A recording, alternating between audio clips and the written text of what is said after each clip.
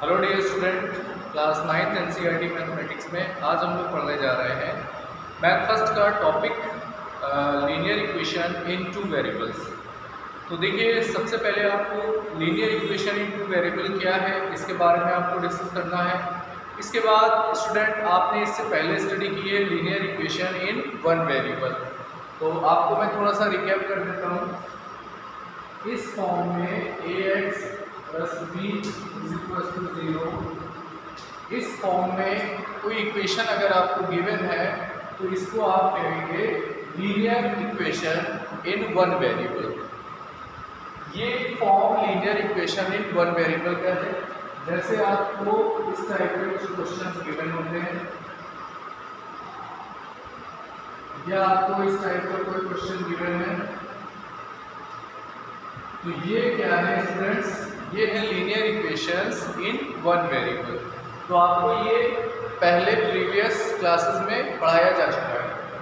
इसमें देखिए इसका name linear equation in one variable क्यों है, क्योंकि देखिए यहाँ पर जो वेरिएबल यूज हो रहा है वो x यूज हो रहा है। इसमें देखिए वेरिएबल x यूज हो रहा है, तो जब वेरिएबल x यूज होगा तो ये वन वेरिएबल होगा और इस वेरिएबल की जो पावर है, हाईएस्ट पावर, वो इक्वेशन में 1 होगी। तो इसलिए स्टूडेंट इसका नेम होगा linear equation in one variable, यानी पावर 1 है इसलिए इसका नाम लीनियर होगा और वेरिएबल केवल x यूज हो रहा है, यानी एक सिंगल वेरिएबल है, इसलिए इसका नेम होगा linear equation in one variable. अब हम लोगों को इसके आगे स्टडी करनी है। इसके आगे की स्टडी ये है कि अब आपको linear equation in two variables पढ़ते हैं। तो आपको ये ऑलरेडी बेटा पहले में पढ़ाया जा चुका है, इसके आगे हम लोगों को स्टडी करनी है। देखिए, linear equation in two variable में आपको ऐसी इक्वेशन गिवन होगी जिसमें टू वेरिएबल्स का यूज होगा और लीनियर का मीन्स होगा उसकी पावर, हाईएस्ट पावर क्या होगी, 1 होगी। तो linear equation in two variable का मीन्स होगा an equation of the form ax plus B Y plus c is equals to 0।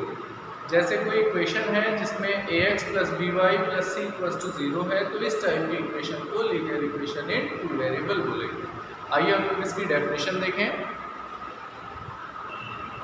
देखिए स्टूडेंट्स, यहाँ पर आपको linear equation in two variable की डेफिनेशन गिवन है। An equation of the form ax plus by plus c equal to 0 where a, b, c are real number and a is not equal to 0 and b is not equal to 0 is called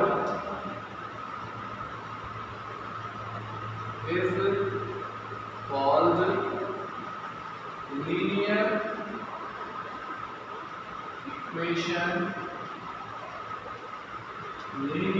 equation in two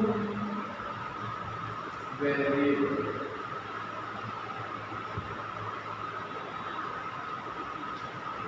बेटा ये जो है linear equation in two variable है।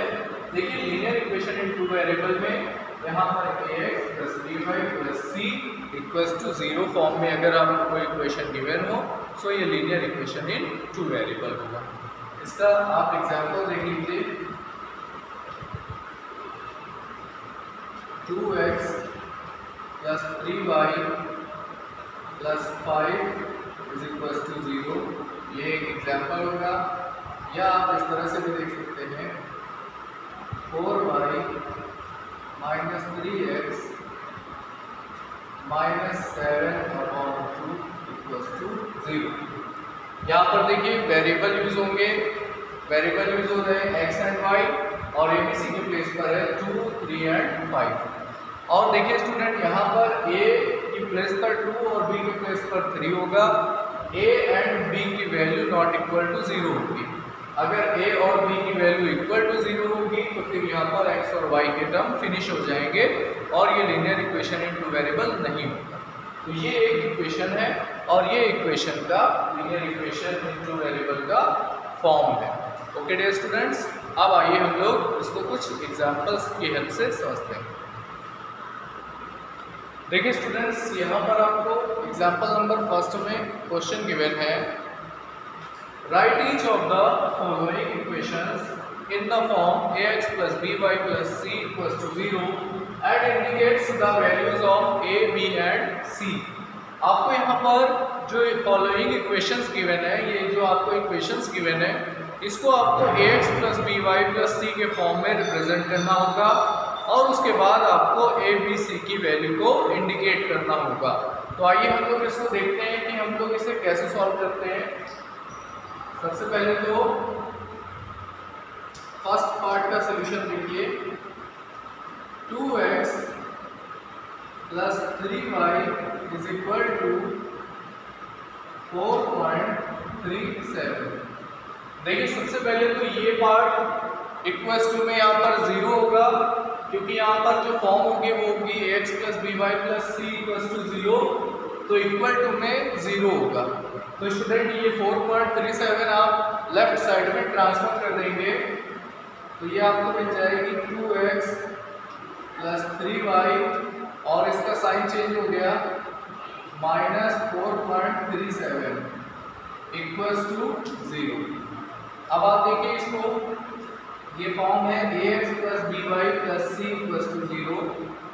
सो here a is equals to, यानी a की value क्या है देखिए 2, b इक्वल्स टू 3, यहाँ पर b की वैल्यू 3 हो गई and c is equal to, यहाँ पर देखिए c की वैल्यू क्या है माइनस के फॉर्म में है, सो c इक्वल टू 4 माइनस 4.37। तो इस टाइप से ये आपने ए बी सी को इंडिकेट कर लिया है और इसको आपने एक्सप्रेस किया है। आइए अब हम लोग क्वेश्चन नंबर 2 का सॉल्यूशन देखते हैं। देखिए आपको सेकंड क्वेश्चन में गिवन है x minus 4 is equal to √3y। देखिए ये आपको गिवन है, आपको इसको x plus B Y plus C के फॉर्म में एक्सप्रेस करना होगा। तो आइए हम लोग देखते हैं। सबसे पहले यहाँ पर देखिए इक्वल्स टू में 0 होगा, x plus B Y plus C के फॉर्म में इक्वल्स टू में 0 होगा, तो यहाँ पर 0 आपको क्या करना है, इस वैल्यू को इस तरफ ट्रांसफर करना होगा।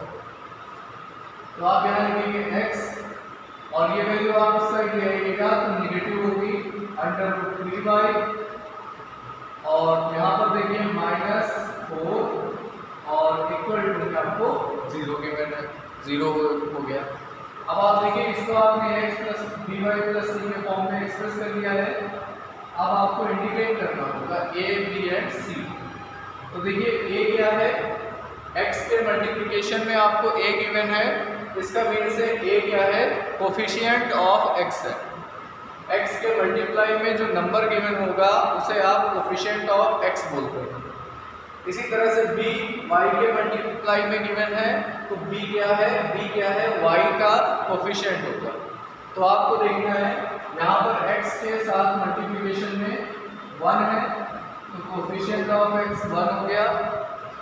b y के साथ मल्टीप्लिकेशन देखिए माइनस √3 है, तो आप यहाँ पर माइनस √3 यूज कर दीजिए और c के प्लेस पर आप देखिए -4 यूज होगा, तो आप c के प्लेस पर -4 यूज करेंगे।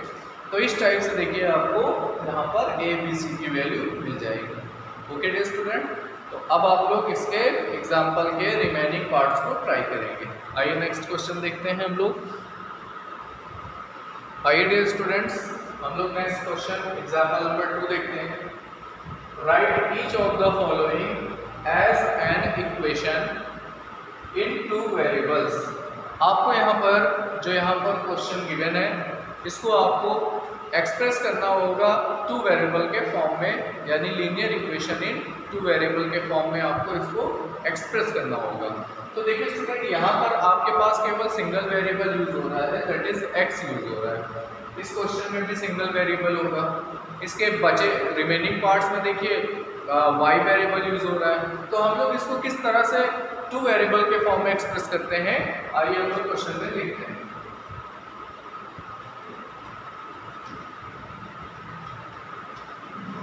देखिए स्टूडेंट्स, आपके पास वैल्यू है x =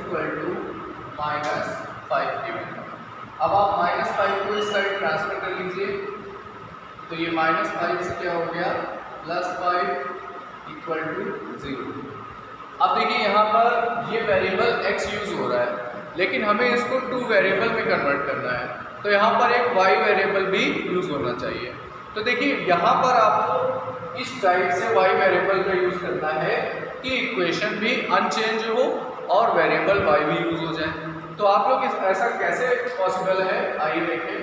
आप इसको लिखेंगे x प्लस, देखिए y को 0 इंटू वाई के फॉर्म में लिख दीजिए, क्योंकि जब आप 0 इंटू वाई लिखेंगे तो ये वैल्यू 0 हो जाती है और यहाँ पर कोई नंबर नहीं होगा, और प्लस 5 लिखेंगे और इक्वल्स टू में 0।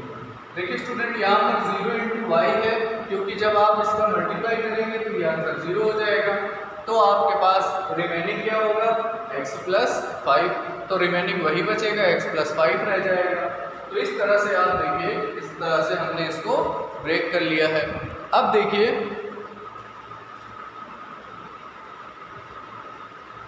It is in the form of, या आप यहाँ पर write each of the following as equation in 2 variable. It is a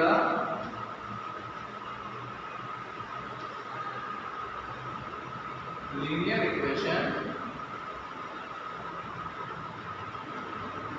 in 2 variables।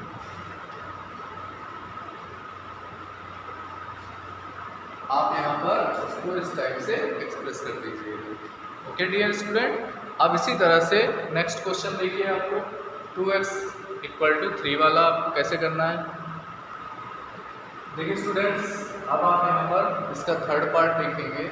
Third part में आपको ये करना है,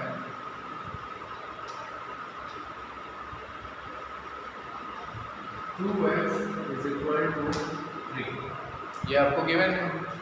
अब आप इसको ax + by + c के फॉर्म में लिखेंगे। तो सबसे पहले आप 3 को ट्रांसफर कर लेंगे, 2x - 3 = 0।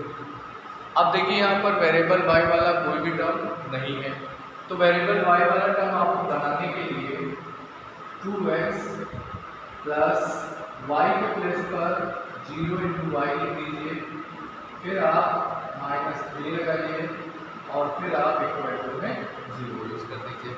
अब देखिए ये 2x प्लस 0y - 3 = 0, ये जो आपने यहाँ पर अब किया है, ये देखिए फॉर्म है ax + by + c = 0 का। ओके डियर स्टूडेंट, तो आपको इस तरह से इसको एक्सप्रेस करना होगा। तो अब आप लोगों को इस टाइप के क्वेश्चंस एक्सरसाइज में भी गिवन है, एग्जाम्पल में भी गिवन है। आप लोग इसको ट्राई करेंगे और अपना होमवर्क सबमिट करेंगे। Okay, thank you dear students.